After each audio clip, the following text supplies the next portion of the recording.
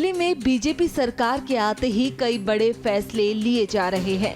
उसमें से एक है अवैध प्रवासियों की पहचान के लिए अभियान। यूं तो ऐसा पहली बार नहीं हुआ है, पर अब बीजेपी के आने के बाद इसे सख्ती से किया जा रहा है।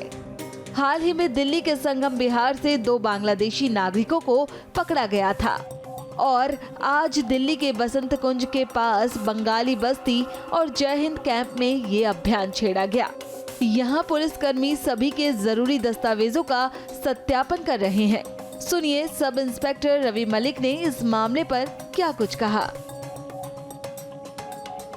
जितने भी आईडी प्रूफ इनके पास है, जैसे वोटर आईडी कार्ड हो गया, पैन कार्ड हो गया और आधार कार्ड हो गया, उनको वेरीफाई किया जाता है। अगर जिस पर सस्पेक्ट होता है उसको भी वेरिफिकेशन के लिए जहाँ का वो बना होता है उस कंसर्न डिस्ट्रिक्ट में भेजा जाता है, और अगर इलीगल होता है तो एफआईआर में पेश करके फिर उनको डिपोर्ट किया जाता है।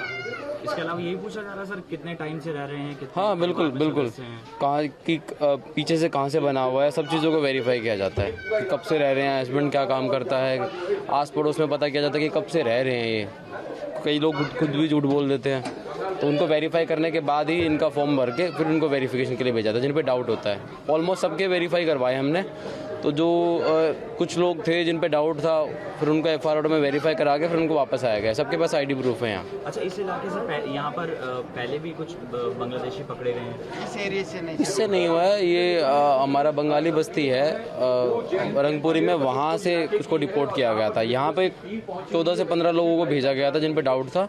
उनकी वेरिफिकेशन करने के बाद उनको फिर एफआईआर ने क्लीन चिट दी, उसके बाद वो वापस आए हैं यहाँ पे।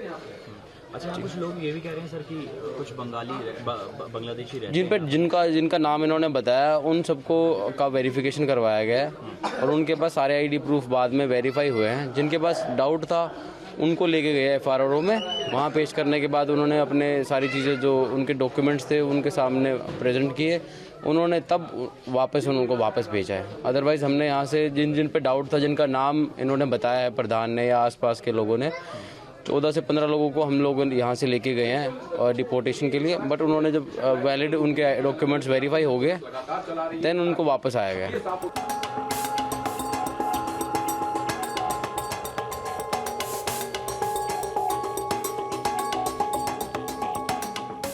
न्यूज नेशन अब व्हाट्सएप पर खबरों के ताजा अपडेट के लिए न्यूज नेशन के इस क्यूआर कोड को स्कैन करें।